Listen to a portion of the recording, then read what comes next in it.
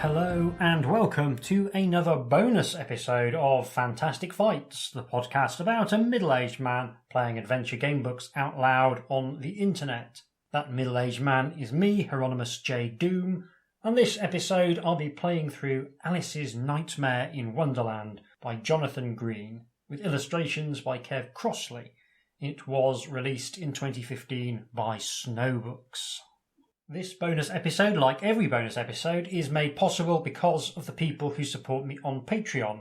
I made a decision when I started this podcast that I wouldn't gate any episodes behind a paywall, and I wouldn't include ads unless the podcast wasn't paying for itself. So every listener benefits from the kind souls who support me with their hard-earned cash. And this episode, I have the very pleasant duty to thank a new patron, Ozzy.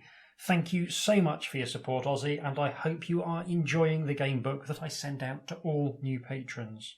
You can support me by going to patreon.com/HJDoom and pledging as little as a single English pound or local equivalent. As Alice's Nightmare in Wonderland is a game book written recently in 2015 and still easily commercially available, I asked permission from the author to record a playthrough and he was kind enough to provide it. I'm a big fan of Alice in Wonderland and Through the Looking Glass, so I'm very much looking forward to playing this riff on Lewis Carroll's classic. I deliberately didn't reread my beloved copy of the annotated Alice before embarking on this because I didn't want my closing remarks to be a series of tedious comparisons between this and the source material.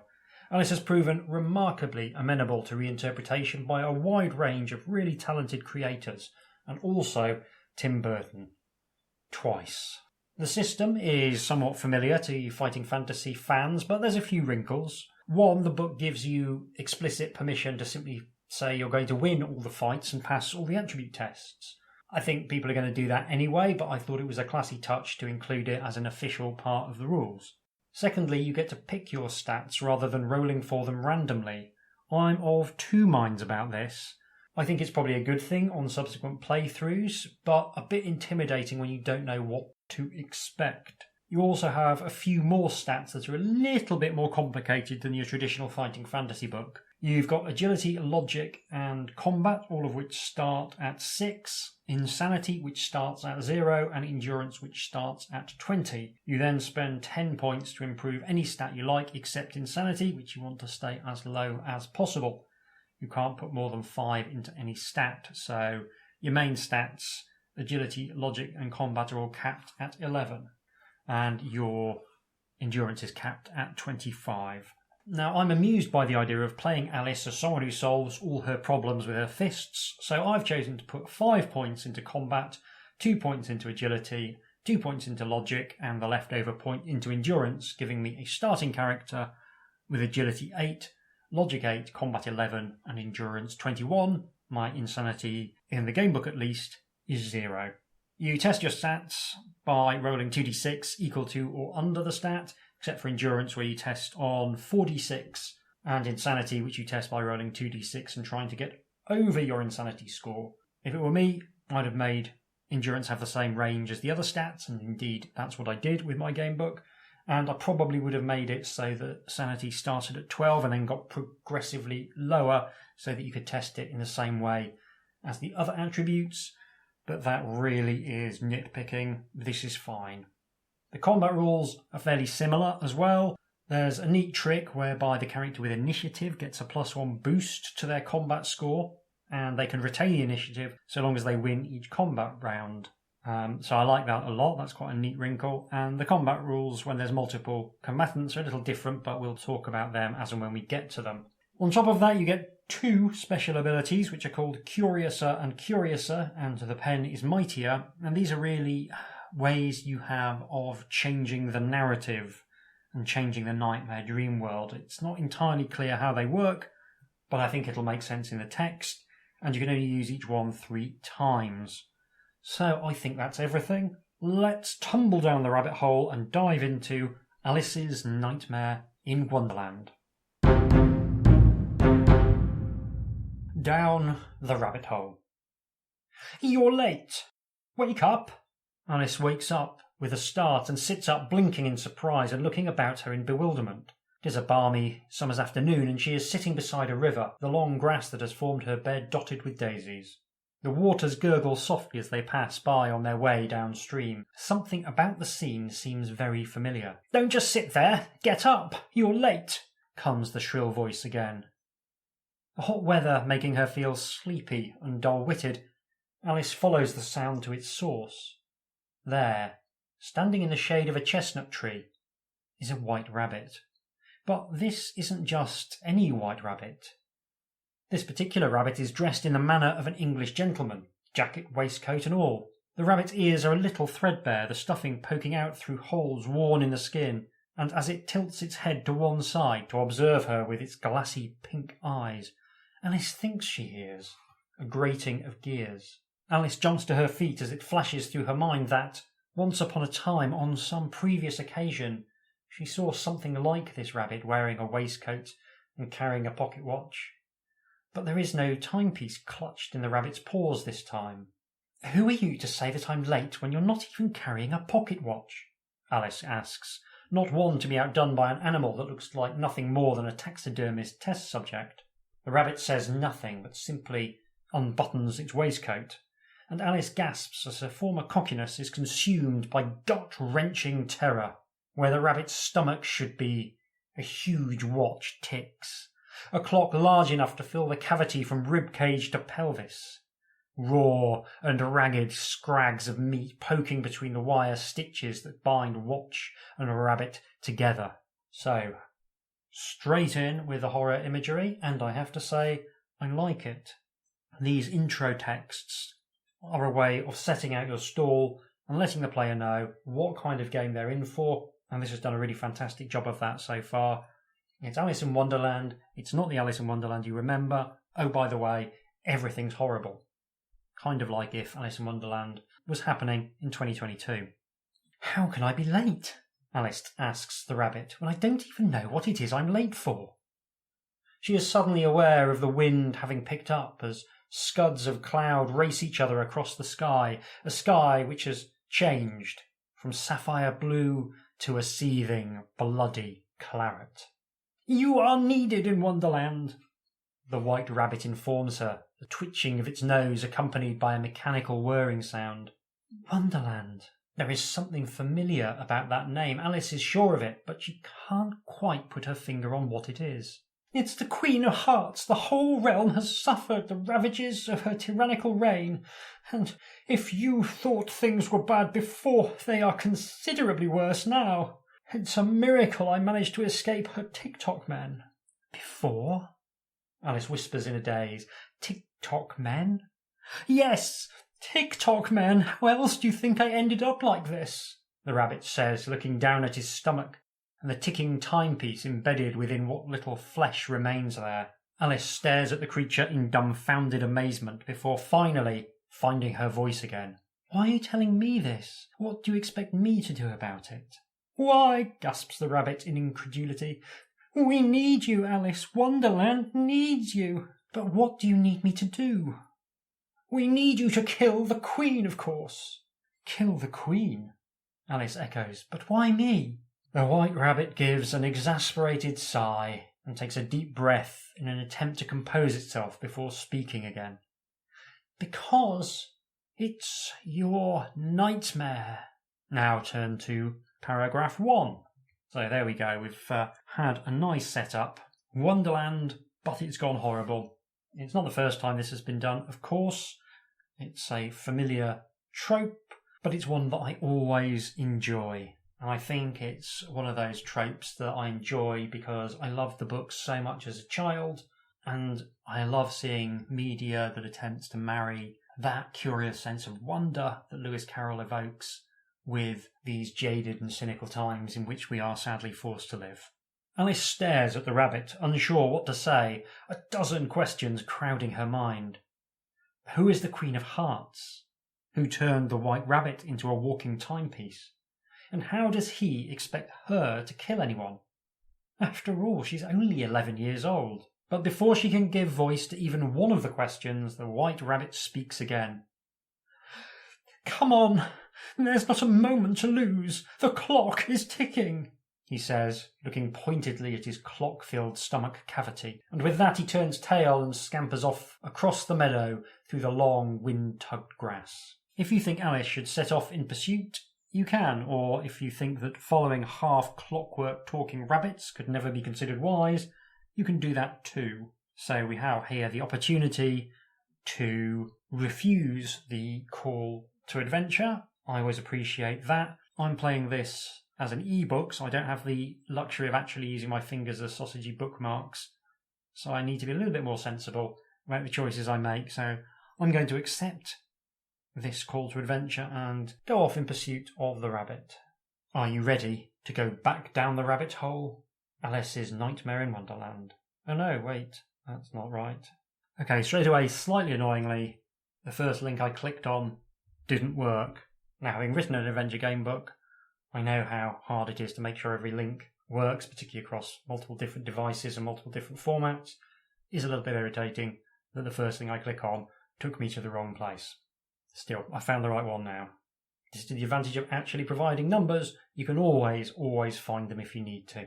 Burning with curiosity, Alice runs off across the field after the rabbit. Just as she's starting to feel that she might actually be catching up with it, the creature disappears down a large rabbit hole under a hedge. Stumbling to a halt, Alice peers down into the earthy darkness. This is all looking very familiar, but she can't quite remember why. If she pulls away some of the turf from around the entrance, she should be able to squeeze inside the burrow. Such activity will doubtless make a mess of her dress, and what would Nurse say? For some reason I decided to hit the H in what there. Never mind. It's staying in. At her back, the wind continues to rise.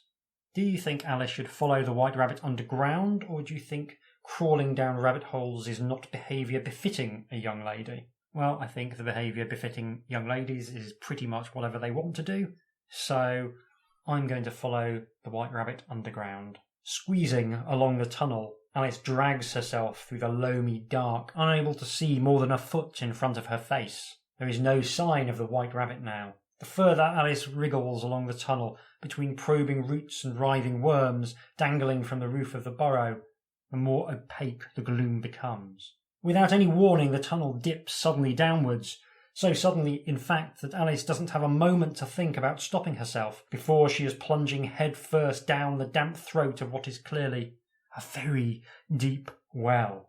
But as she falls, her eyes become accustomed to the darkness, and Alice realises that the sides of the wall are lined with cupboards and with bookshelves. Looking down, she can see no end to the well shaft in sight. However, she is coming up on another cupboard. Do you think Alice should try and find out what it holds, or would you rather just let it alone? I am incorrigibly nosy. I feel like 11-year-olds, by and large, are incorrigibly nosy. I think Alice is going to try and find out what it holds. Taking something from the cupboard whilst falling down the well isn't going to be as easy as perhaps it sounds. In all fairness, it sounds quite difficult. So we must do an agility test. My agility is 8. I roll a 4 and a 3, that's a 7, that is a pass. Alice manages to open the cupboard door with one hand and reach inside with the other, pulling out a large pair of scissors. Add the scissors to Alice's adventure sheet. If she ever finds herself in combat, you can use the scissors as a weapon, causing 3 points of damage to her opponent's endurance score rather than 2. Well, that was a cupboard worth opening, particularly given that fist thrower Alice here likes to mix it up and get physical with people, so that'll make it a little bit easier for her by allowing her to, shiv the whimsical denizens of Wonderland rather than simply bludgeon them with her tiny, tiny fists. As Alice continues to tumble down the well, she sees a dresser racing up to meet her. Do you want her to grab whatever she can from the dresser, or just leave well alone?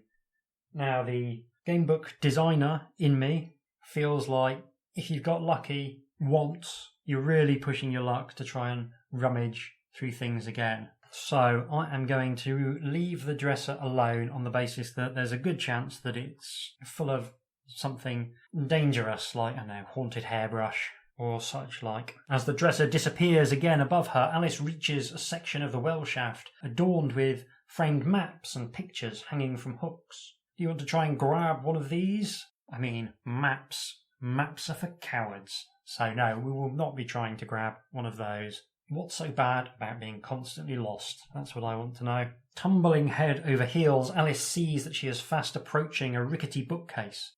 Do you want to grab a book from the shelf as she falls past, or do you think she should leave her hands free just in case? Well, while I have an enormous ability to resist maps, I have zero ability to resist books, as anyone who sees my small but paper-strewn house will attest. So I am going to grab for a book. Alice's fingers close around the cracked leather spine of a slim volume, and as she continues to fall, pulls it from the bookcase. The wind whistling about her ears, she flicks through the book but can see no pictures and no obvious conversations. And what is the use of a book without pictures or conversations? She asks herself out loud. She stops at a page on which is printed a curious poem that reminds her of a rhyme her nurse used to sing, but which is at the same time quite different, and starts to read. Twinkle, twinkle, little bat, how I wonder what you're at. Up above the world you fly, like a tea tray in the sky. Twinkle, twinkle, little bat, how I wonder what you're at.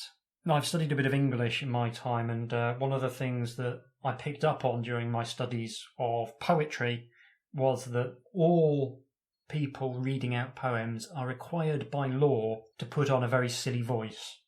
I didn't make the rule, it's just a rule. It's a bit like the rule that says all folk singers must attempt to sing as much through their nose as possible with an accent that resembles superficially an English regional accent, but on closer inspection is just weird. These are just rules of living that I am bound to follow, so that's why we got quite a silly voice for what is, to be fair, quite a silly poem. What a curious poem, Alice says, and then starts as the book in her hands begins to twitch. As she watches, the book transforms. The cracked leather cover becomes the flapping wings of a large bat, the loosened leaves of its pages fluttering in the air around her. And then she is holding a large and very angry bat in her hands, which gives a shrill, high-pitched shriek, exposing elongated fangs. So we need to test the old insanity. Well, the old insanity starts at 0, so that's fine. Keeping her wits about her despite holding an angry bat in her hands, Alice declares, I'm sure the poem actually goes, Twinkle, twinkle, little star. As soon as she says the word star, the lanterns lining the well shaft flare into life, bathing the tunnel in light. The bat gives a pained shriek and immediately flies off to find some dark crevice among the bookshelves where it can hide.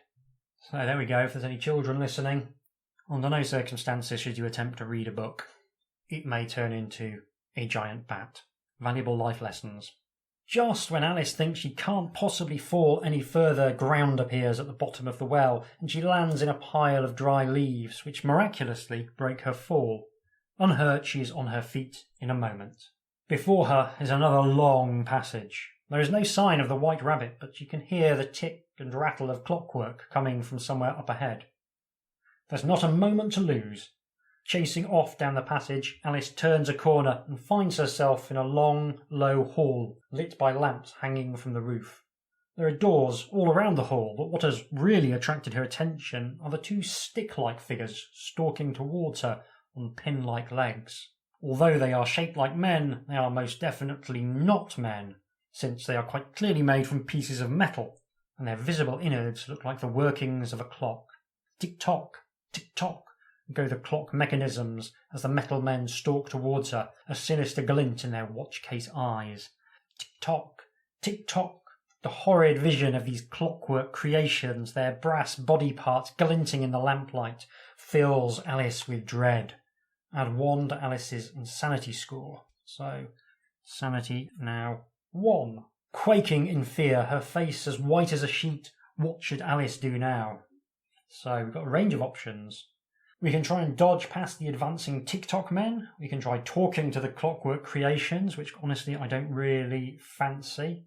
I can attack them before they can attack Alice. She can try and think her way out of such a dangerous situation, or she can use her Curiouser and Curiouser ability. Well, If there's one thing we know about Alice Pleasant's Cob Throttler, it's that when things go against her, she's going to throw hands. So we are going to attack the TikTok men before they can attack Alice. Her heart pounding in her chest, Alice runs at the sinister TikTok men as the mechanical horrors scrape their gleaming metal claws together, sending sparks flying from the keenly honed blades. Do you think Alice should now make use of her pen is mightier ability? I've read the descriptions of these abilities. I'm not entirely sure what they do other than allow Alice to somehow kind of like rewrite encounters, which is a really cool mechanic. So I'm going to try it, even though I feel as though I should commit to Alice just pummeling and stabbing anything she comes across if there's an opportunity. I'm going to try and make use of this ability to sort of try and get a sense of what it can do for me. I like the idea of there being these powers that are unpredictable and that resist easy categorization. I think that's a really nice trick for a kind of dreamlike narrative. So anyway, we're going to try and use the pen is mightier. If you're run by clockwork, Alice says, observing the TikTok men through narrowed eyes, you must need someone to wind you up to make sure that you keep time. But I don't see a key anywhere. The mechanical men hesitate at this and look at each other before resuming their advance. But as they do so, their movements begin to slow, as does the ticking of their mechanical hearts. Beat by beat, step by step, the TikTok men finally come to a shuddering halt, leaning forwards at the waist, their talon hands hanging uselessly at their sides. That is awesome. That is a really, really cool power. I like it because it's given me a sense of what this power can do, but at the same time it's also left it really, really open for the sort of effects you can get out of it. I think this is a really, really nice idea. The mechanical killers dealt with, Alice starts to explore the hall of doors.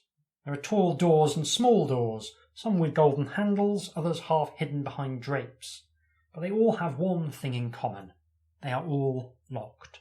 The child can't help feeling that she's found herself in a situation very similar to this once before, but she can't quite remember when.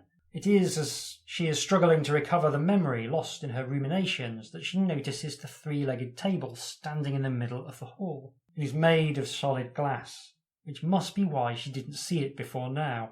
On top of the table are two objects, a tiny golden key and a bottle. The key appears far too small to open any of the doors around the hall. The bottle, on the other hand, is much more interesting. It's full of a strangely fluorescing liquid that changes colour before Alice's very eyes. One moment, it's cherry red, the next, a custard yellow.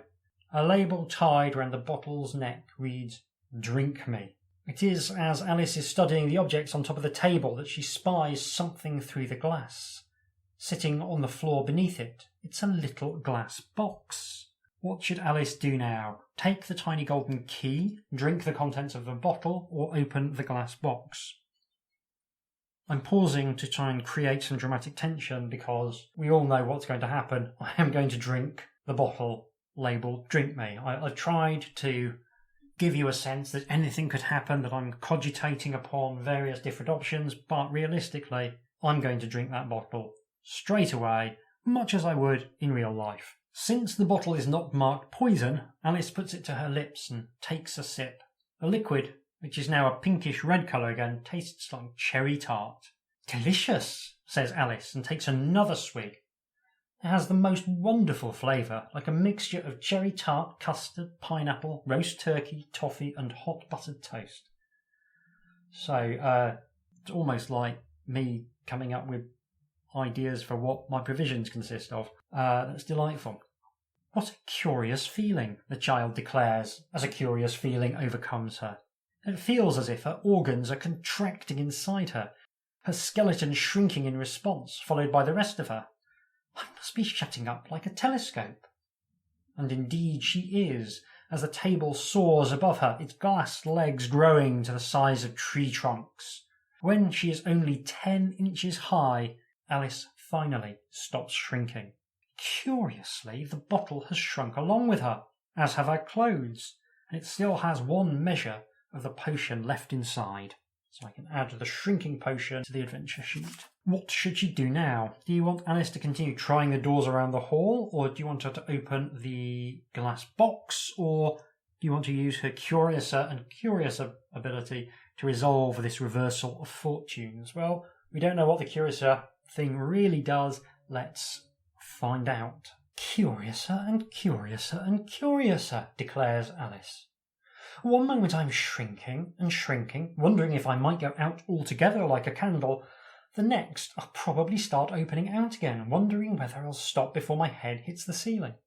And then, sure enough, Alice starts to grow again, only stopping when she is her normal size. So I feel as though Curiouser and Curiouser is a kind of get-out-of-jail-free card you can invoke, and that the pen is mightier than the sword is a way of getting past combat encounters without fighting them, which makes sense.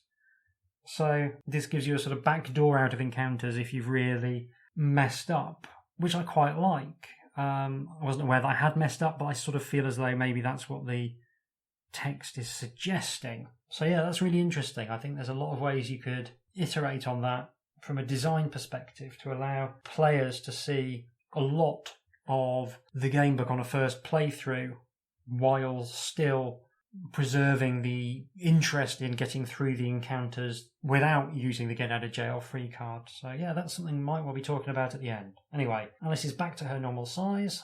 Alice is still stuck inside the hall of doors, and if she hasn't already done so, she could try drinking the contents of the bottle on the table, or alternatively, she can keep trying the doors to see if one of them will actually open. So we've done the bottle, she's trying random doors. Alice returns to testing the handles of the doors around the hall. She can think of no other way of getting out of this place now after falling down the interminable rabbit hole. Suddenly a handle turns and the door she is trying opens a crack. However, it's at this exact moment that she spots a low curtain that she has not noticed before, covering the wall beside the unlocked door. Pulling back the drape reveals another door only 15 inches high, with a golden lock. This tiny door is locked. Do you have the golden key, and do you want to try the golden lock? I have not got the golden key, so we open the other door instead. Alice is surprised to find herself bathed in bright sunshine, which spills in through the open door. She is standing at the end of a winding gravel path, which leads to a neatly kept house. Alice can make out a polished brass plate on the front door of the house that shines in the impossible sunlight. She is deep underground after all, but she cannot make out the name engraved upon it. Do you want Alice to step through the door and follow the path to the house? You can do that, or you can close the door, in which case you have to drink the contents of the bottle or examine the glass box under the table. I feel as though we're being pushed to examine the glass box under the table, but I've committed to a course of action, so I am going to see it through. So we'll follow the path to the house. Following the gravel path to its end, Alice stops before the front door of the neat little house. The brass plate has the name W. Rabbit engraved upon it, and above the door on a lacquered piece of wood, someone has painted the words, "The Burrow." Well, there will be no prizes for guessing who lives here, Alice says to herself. Alice has been brought up to mind her manners, and knows that she should never enter a room without knocking first, and that goes double for entering people's houses. I might start doing that at home, just knocking whenever I enter any room. Will drive my husband crazy, even if I explain Jonathan Green via Lewis Carroll told me to. However, there are many strange things in this strange land that do not follow the usual order of things, so perhaps she should enter first and knock second. Do you want Alice to knock on the door, or do you want to try opening the door instead of knocking? We're told that Alice has been brought up to mind her manners, so let's get a knocking. Alice raps on the door with her knuckles and then waits. She doesn't have to wait long before she hears pattering footsteps from the other side of the door, and then a small voice squeak, "Who is it?" Now that is a good question, Alice says to herself. I think I'm Alice. Yesterday things went on just as usual as far as I can recall, but so many queer things have happened today, I wonder if I've changed in the night. Let me think. Was I the same when I got up this morning? I almost think I can remember feeling a little different. But if I'm not the same, the next question is, who in the world am I? That's a great puzzle. Alice, she says out loud at last, if a little uncertainly. It's her, all right, comes a second voice, gruffer than the first. Best let her in. The front door opens. and Alice finds herself staring at a lizard wearing the cap and clothes of a gardener, and a mouse dressed very smartly indeed in the manner of a bank clerk. "This way," says the mouse. "And you can come too, Mr. Bixby," he adds, addressing the lizard. The mouse leads Alice from a tiled hall into a room filled with glass cases containing displays of stuffed birds, animals and fish, and from there into a snug study. Weird to think that there was ever a time when you could do taxidermy without coming across like a serial killer. Waiting for her behind a green leather-topped writing desk is the master of the house, the White Rabbit. "Ah, there you are," says the rabbit, giving an exasperated sigh. "You never were very good at timekeeping," the rabbit goes on, regarding Alice through lifeless glass eyes. Yes, here I am," says Alice, and then, annoyed by the rabbit's slight, adds, "But where is here exactly?" "Why, my home, of course," replies the rabbit. "What a strange question." I hit the H again on that what. He addresses this last remark to the lizard and the mouse. "And where is that exactly?" The animals stare at Alice in dumbfounded amazement, as if she is a monkey that has just learned to walk and talk, although such a thing is probably commonplace here, wherever here is. "Why, Wonderland, of course," the White Rabbit exclaims with growing irritation. "Don't you remember?" "Remember what?" asks Alice. "This. Wonderland." Alice shakes her head. "The Hall of Doors?" Alice shakes her head again. "The beautiful garden?" "I'm very sorry, Mr. Rabbit, but I'm afraid I don't. Some things seem familiar, like you, for example, but as if I dreamt it once upon a time." "That's because you did dream it," the White Rabbit says, regarding her with dead glass eyes. "You'll be wanting some answers then, and tea too, probably. Tea first, I should think." The White Rabbit picks up a little silver bell from a desk and rings it. "And then none of this is real?" says Alice, taking in the room around her, as well as the animals within it. "Why does that make it any less real?" the White Rabbit challenges her. "Just because this is your dream doesn't mean we all fade into nothingness the moment you wake up. Life goes on here whether you're here to observe it or not." Occasionally I will have a nightmare where I realise I'm in a nightmare and then worry that the nightmare is real and that the waking world is not real, and then I will always wake up from that nightmare in a state of slight confusion and existential dread that lasts until the more normal existential dread takes over sort of mid-morning. Fascinating idea, isn't it, that dreams could be as real or more real than our waking lives. After all, when we imagine worlds, particularly those of us who are into role-playing and gaming, we tend to imagine worlds that have more rules, more rigid rules, than the worlds we actually live in. So it does make a certain type of sense that a realm of anarchy and illusion would want to dream a world where cause and effect were more closely allied. Anyway, that's enough of my speculations. Let's get back to the action. Alice suddenly feels rather lightheaded. "This is all rather a lot to take in," she says, her legs giving way and a padded leather armchair catching her. "Yes, I can see," the rabbit says, his tone more sympathetic now. "Where is that tea? Mary Ann, where is the useless girl? Would you go and see what she's up to, there's a good chap?" the rabbit asks the mouse. With a curt nod, the mouse exits the study. Recalling her encounter with the rabbit beside the riverbank, Alice's mind is a-whirl with questions again. Questions such as, who is the Queen of Hearts? Who turned the White Rabbit into a walking timepiece, and how does he expect her to kill anyone? But which question is the most pressing? Who is the Queen of Hearts? Who turned you into a walking timepiece? How do you expect me to kill anyone? So, I think this Alice has got a pair of scissors. I think she could kill someone with those scissors if push comes to shove, so we'll discount that question. I'm guessing it was the Queen of Hearts that turned the rabbit into a walking timepiece. She did presumably make the TikTok men after all, so we will go to the heart of the matter by asking who is the Queen of Hearts.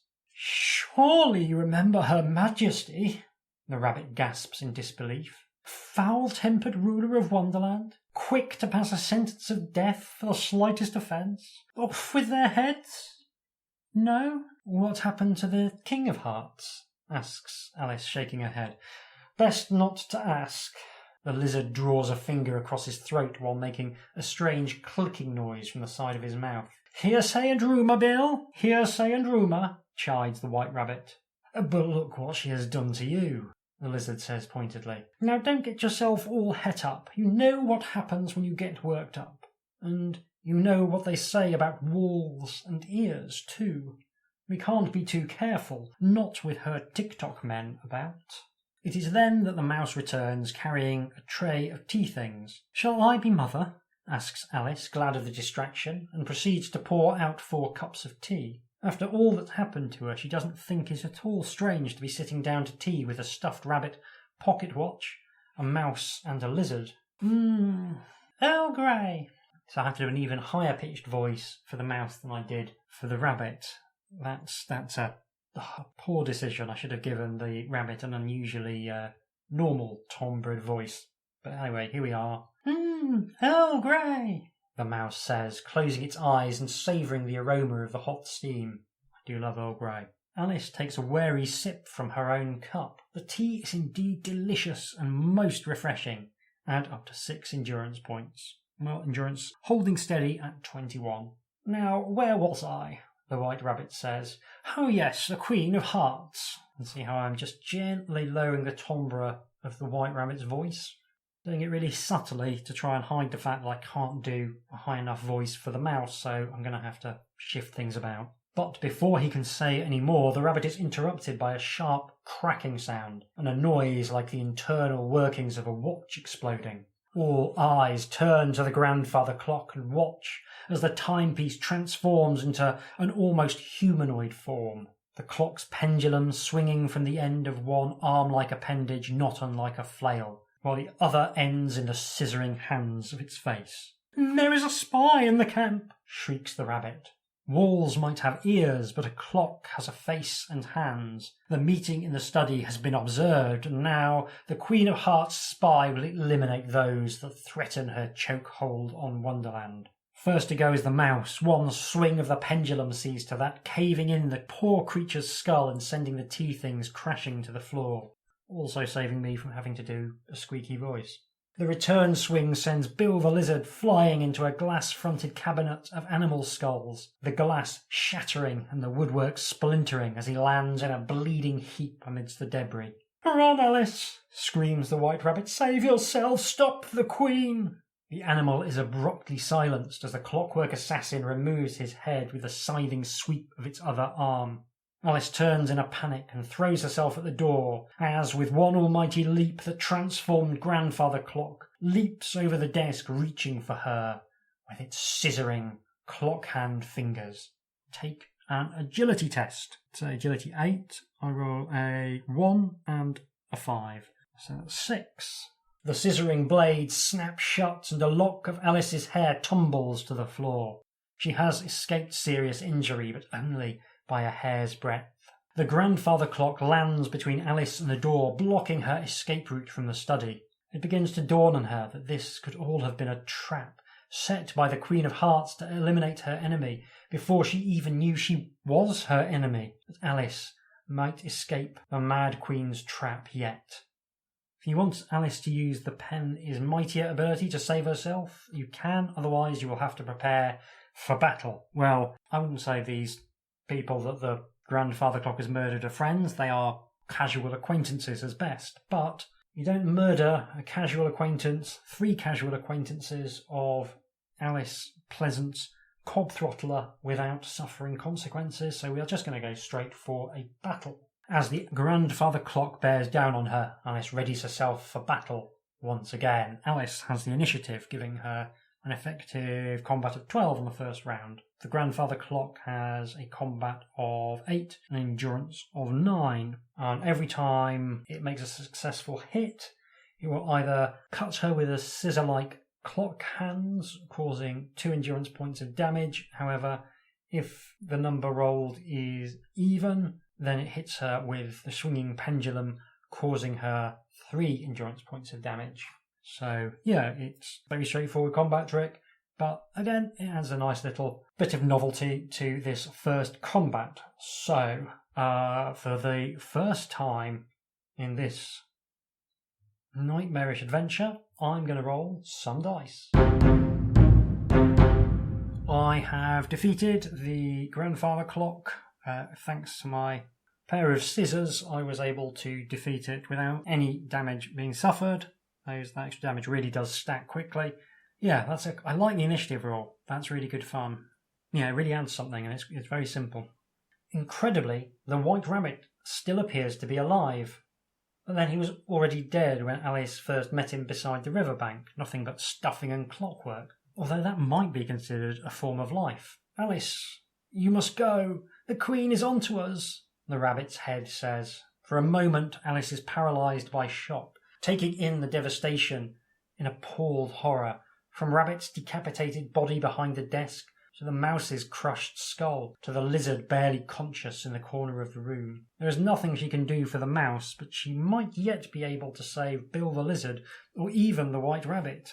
If you want Alice to help the rabbit, you can, or you can help the lizard, or you can flee. Well, the white rabbit, clearly not hurting for scratch.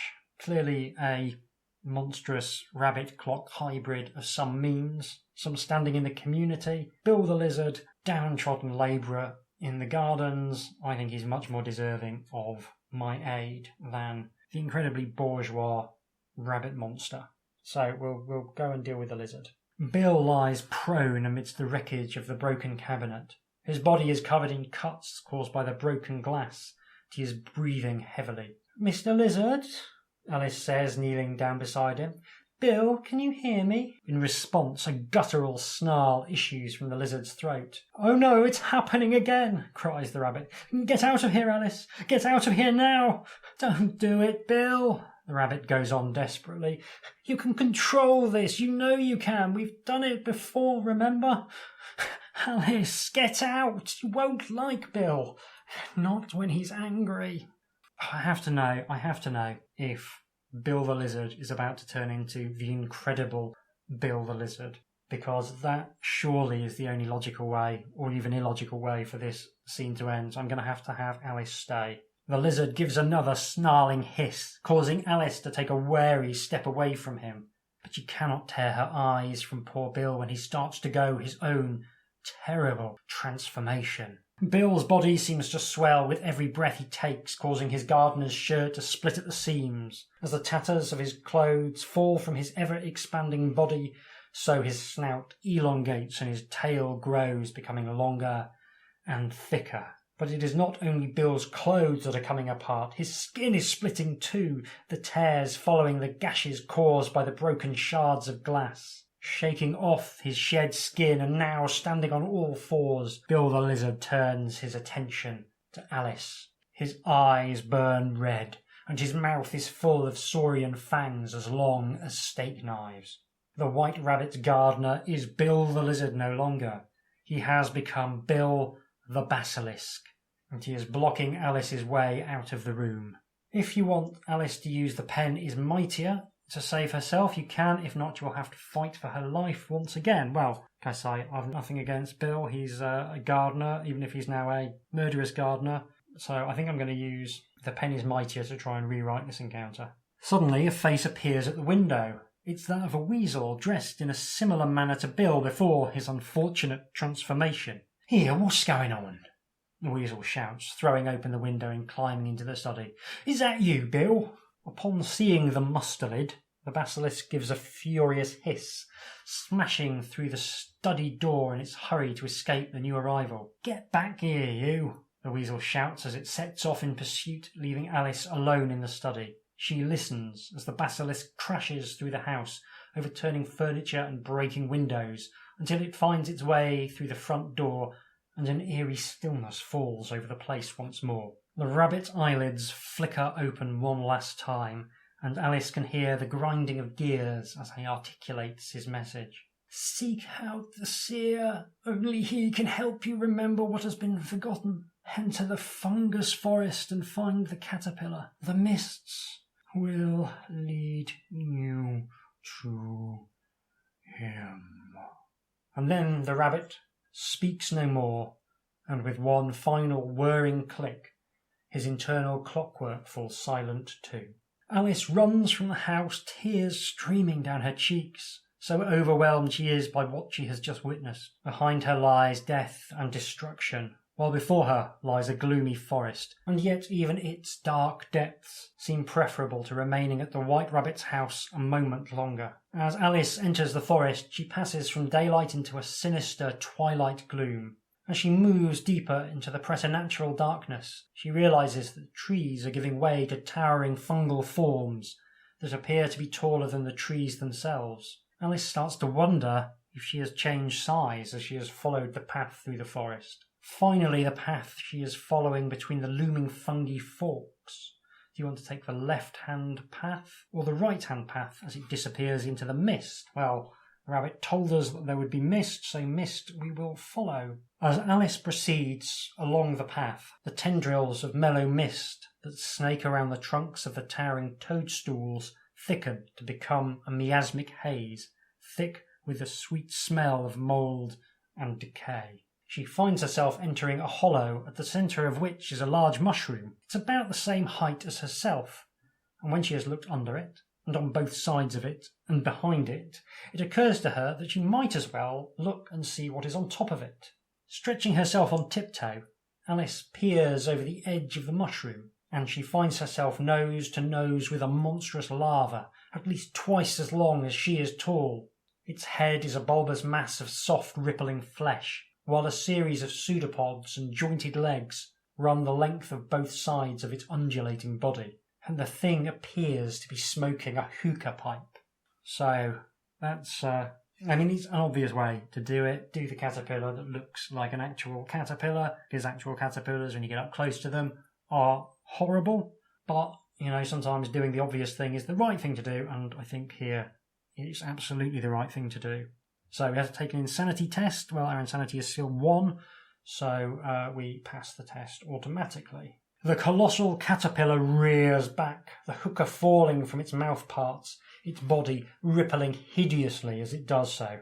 Manipulating its mandibles in an unnatural way, the caterpillar says, "Alice, is that you?"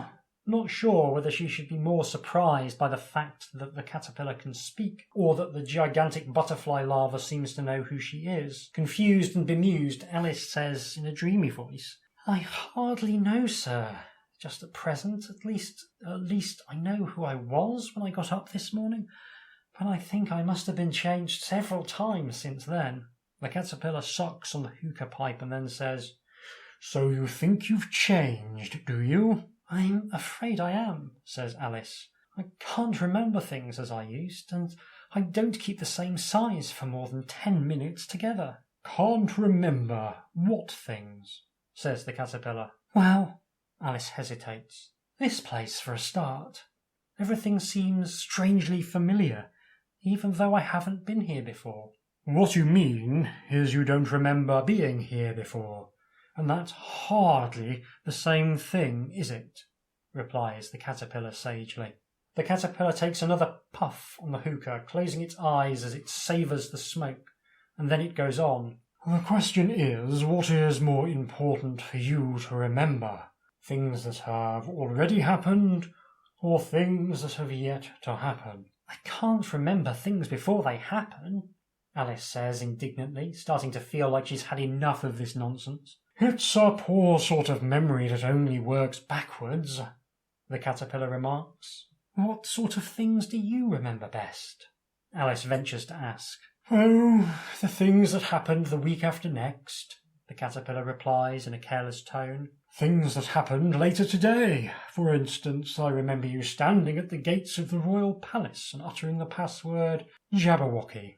If anyone ever asks Alice the direct question, "What is the password?" deduct 50 from the number of the paragraph you are reading at the time and turn to the new paragraph immediately. So there we go, a clue. We've got scissors, a shrinking potion, and an honest-to-goodness clue. "It's dreadfully confusing," declares Alice. "Which is precisely why you need to remember," says the caterpillar. "So what's it to be? The future?"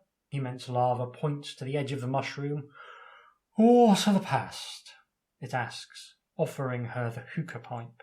Alice is not in the habit of accepting strange substances from even stranger strangers, but then neither does she normally have conversations with giant caterpillars. So what should Alice do now? So we've got the choice of nibble at the edge of the mushroom, or take a puff at the hookah pipe, or politely decline both. Well, in fact, what we are going to do is end the playthrough there. I am sensible of the fact that this is very easily still available. I don't want to spoil more of the book than this. I will continue with my playthrough off microphone to see what happens. I've had a very nice time with this. And so, yeah, I think we will leave Alice's adventure there for the meantime, and I will be back in a few seconds with some closing remarks. Tatty bye. And I'm back. Having played Alice's Nightmare in Wonderland through to completion, I think I can offer a fairly hearty endorsement of this gamebook. It's well written, and the steampunk riff on Alice's adventures is an intriguing premise. Now, I'm not going to talk about how well I think the book lands in terms of capturing the feel of the original texts, nor how successful it is at making them new, because I think that's something that's going to be different for everyone. If you're someone who generally enjoys seeing Alice reinterpreted, then I think you'll find a lot to like in this version. If you are more of a purist, then I don't think this is going to change your mind. Now, what's interesting about the book structurally is the number of different ways it provides for navigating the various challenges in your path. For many of the encounters, you can adjust the difficulty down with some approaches, you can make them more difficult with others, and bypass them completely with some other approaches. In particular, your pen is mightier ability is very frequently useful for getting through a fight without a scratch, so deciding when and where to use that ability to best effect is very enjoyable, I found on repeat playthroughs, not least when you find an encounter where you'd used it and you decide not to and you discover it was actually quite an easy fight. The other ability, Curiouser and Curiouser, is even more interesting in terms of the design space because it will make things worse at least as often as it makes things better, but usually in a way that's interesting and in keeping with the surreal tone rather than in a way that's just disappointing. I like both abilities a lot, and I love the idea that you can rewrite part of the story. It's a suitably strange metatextual effect, and I can already think of a whole bunch of ways you could implement something similar in other less surreal contexts. Beyond that, the core system works. It's not flashy, and I think there's an argument for saying there's too many stats, but otherwise I can't really complain. I prefer a slightly more random system, but being able to create different builds to try and approach the story in different ways on the subsequent journeys, that's a great way of adding replayability to sections you've done several times. And it's a big book, there's over 500 sections, and a lot of that additional space is being used to provide subtle but enjoyable variations on encounters you've had before. I will say the insanity stat feels a bit underused. It doesn't quite add as much as the special skills, in particular Curiouser and Curiouser is sort of sharing quite a lot of design space with it, not least because it's doing some of the same things in terms of shaping the narrative, but I'll forgive it because there's one very cool Easter egg that comes from a wildly unlikely failed insanity check early doors that I just think is great, and exactly the sort of thing that really made me smile when I was replaying. Now, it turns out my choice of a time to pause the recording was apposite because I was about to wind up in a maze, and we all know how much I like mazes. Not very much. It would have been a dull podcast segment for sure, but the design of the maze is pretty good as these things go. I can rarely be bothered mapping, and I much prefer just blundering about at random. I was able to make it through doing that without getting too frustrated, and there were some neat encounters within that space. It didn't win me over to the idea of wandering through endless repetitive hedges as a particularly interesting form of entertainment, but I think it did a good job of giving you that experience of being a bit lost and then allowing you to find your way out. And I think the best mazes are those that feel like mazes but aren't actually that maze-like, and I think this is doing a good job of trying to thread that needle. Now, there's not a huge number of full-on puzzles here, but the ones there are, they do their job well for the most part. But there is one glaring exception, a chess puzzle that calls back to the preface of Alice Through the Looking Glass. If you've read the preface recently, it's a lovely, lovely callback. But if you haven't, then the solution clearly suggested by the chessboard, that's wrong. And finding out that that's wrong feels cheap and wordlessly frustrating until you go and look at Alice Through the Looking Glass. I think it's a bad misjudgment, and the error is compounded by the solution being required to complete the game. So being reminded at the end of the story, which generally I think finishes quite well, of the biggest design flaw in the entire book, that's not a particularly nice feeling, but, I was able to move past it. Now, I understand that the puzzle has been fixed in some versions of the game, but it wasn't in the ebook I got from Amazon, so the criticism stands because that's like the most easily available version. And it's not the only problem with the ebook either. In the Kindle version I bought, which I was reading on an old Apple tablet, the art from the puzzle in question, showing the chessboard, doesn't even appear at the same point in the text, so you have to go hunting through the text to find the image of the puzzle, a puzzle you will then get wrong, compounding the frustration. In fact, none of the art appears in the right place, it's just sprinkled through at random and displayed in a variety of sizes, mostly too small. And that's a crying shame because the artwork is great and it's such a wonderful asset to the book. One of the things that Jonathan Green has said in interviews is that he thinks that artwork is an essential part of the game book. And while I wouldn't go quite that far, I do agree that it heightens the experience so much. I'm very irritated that I'm not a good enough artist to have been able to provide any illustrations for my own game book. Kev Crossley, the illustrator, has managed to strike an ideal balance between children's illustrations and full-on body horror at points. And it's frustrating to see such wonderful art being treated with so little care. Also, and this is borderline unforgivable in a commercial release, one of the very first links in the very first paragraph is broken. Very little care seems to have been taken over the ebook edition of this game book.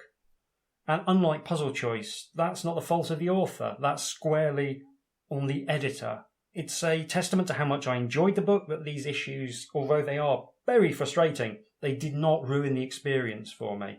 They definitely took the shine off it, and if you can get a paper copy, then I definitely would. It's possible that the Kindle version works better on actual Amazon technology, but I can only speak to my own experience, and my experience was that it had been done shoddily.